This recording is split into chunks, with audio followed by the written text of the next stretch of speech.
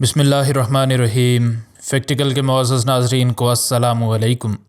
ناظرین گرامی، ایرک یوری پریگو نامی یہ فوجی ملک اسٹونیا کی فوج کا ایک سپاہی ہے۔ ایرک آج اپنی فوج کے دستے کے ساتھ ٹریننگ کرنے اس جنگل کے پاس آیا ہوا تھا۔ ٹریننگ کے لیے جنگی حالات پیدا کیے جاتے ہیں، اس وجہ سے کئی دنوں تک ایرک اور اس کے ساتھی فوجیوں نے اسی علاقے میں ہی رہنا تھا۔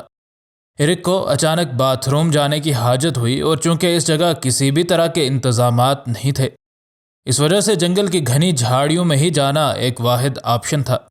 ایرک اب جھاڑیوں کے پیچھے آ چکا تھا، لیکن اچانک اس کو ایک عجیب و غریب آواز سننے کو ملی۔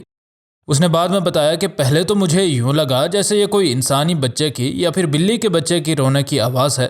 اس وجہ سے وہ اس آواز کی سمت میں چل پڑا تاکہ دیکھا جا سکے کہ آخر یہ آواز ہے کس کی۔ جب ایرک نے اس جانور کو دیکھا جو کہ شور کر رہا تھا، تو اس نے سوچا کہ یہ شاید کوئی کتا ہے، مگر چند ہی ساعتوں میں ایرک کو سمجھ آ چکی تھی کہ یہ ایک ہرن کا بچہ ہے۔ یہ ہرن اس کی طرف دیکھ کر ایسے آوازیں نکال رہا تھا جیسے یہ بے زبان ایرک کو کچھ کہنا سمجھانا چاہ رہا ہو۔ ہرن کا یہ بچہ جنگل کی اس جگہ مکمل طور پر اکیلا تھا، جس وجہ سے ایرک کو یہ سمجھنے میں دیر نہ لگی کہ کچھ ٹھیک نہیں ہے، کیونکہ اتنا چھوٹا بچہ بن ماں کے ہونا ممکن نہیں تھا۔ ایرک اس معصوم ہرن کے بچے کو ڈرانا نہیں چاہتا تھا، اس وجہ سے وہ ایک درخت کے ساتھ بیٹھ گیا۔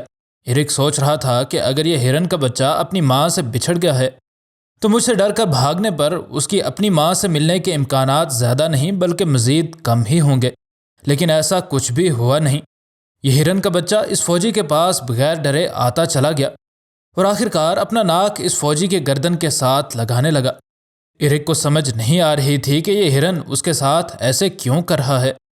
اس ہرن نے اس کے بعد اس فوجی کو کاندھے کے قریب سے سونگنا شروع کر دیا، جسے ناظرین اس وقت سکرین پر دیکھی جا سکنے والی تصویر میں دیکھ سکتے ہیں۔ ایرک کو کچھ سمجھ نہیں آ رہی تھی کہ وہ اس بے زبان کی زبان کو کیسے سمجھے، کیونکہ وہ ایک عام سا سپاہی تھا۔ اس نے اس ہرن کے بچے کو وہیں پر ہی چھوڑا اور واپس اپنی یونٹ میں مقامی جانوروں کے ہسپتال میں کال کرنے کی غرض سے آ گیا۔ وہاں اس نے ویٹنری آفس میں کال کی اور ان سے اس بے زبان کی زبان سمجھانے کا کہا۔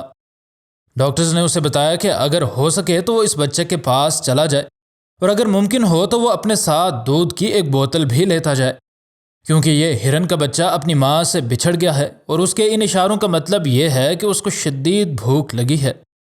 اس فوجی کے پاس دودھ تو نہ تھا، لیکن یہ فوجی اس ہرن کے بچے کے پاس جا کر اس کو اپنی نظر میں رکھنے لگا تاکہ کم از کم اس کو کسی درندے سے تو بچایا جا سکے۔ رات ہوئی اور اچانک ان کو جنگل کے سناٹے میں ایک ہرن کی آواز آئی، جو کہ عام طور پر ان کو اس علاقے میں سننے کو نہیں ملتی تھی۔ اگلی ہی صبح ایرک پھر سے اسی جگہ گیا جس جگہ یہ ہرن کا بچہ بیٹھا تھا، اور اسے یہ دیکھ کر حیرت نہ ہوئی کہ ہرن کا بچہ اس جگہ سے جا چکا تھا۔ اس فوجی کو پریشانی لاحق ہوئی کہ کہیں کوئی درندہ اس معصوم کو اپنا نوالا تو نہیں بنا گیا۔ اس وجہ سے ایرک زمین پر نشانات دیکھنے لگا، اور اسے یہ دیکھ کر بے حد حیرت ہوئی کہ جنگل کی مٹی میں ایک بڑے ہرن کے قدموں کے نشانات موجود تھے۔ ایرک کو اب سمجھ آ چکی تھی کہ رات کو آنے والی ہرن کی آوازیں یقیناً اس ہرن کی ماں کی ہی ہوئی ہوں گی، اور اسی وجہ سے یہ ہرن بھی یہاں سے غائب ہے۔ ایرک کو اب اس بات کا اطمینان تھا کہ یہ ہرن کا بچہ اپنی بچھڑی ماں سے مل چکا ہے، اور وہی اس کو ساتھ لے گئی ہے۔ مزید نئی ویڈیوز کے لیے ہمارے چینل کو سبسکرائب کر لیں۔ ویڈیو پسند آنے کی صورت میں ویڈیو کو لائک اور دوست احباب سے شیئر کرنا ہرگز نہ بھولیں۔ انشاءاللہ ملتے ہیں اگلی ویڈیو میں۔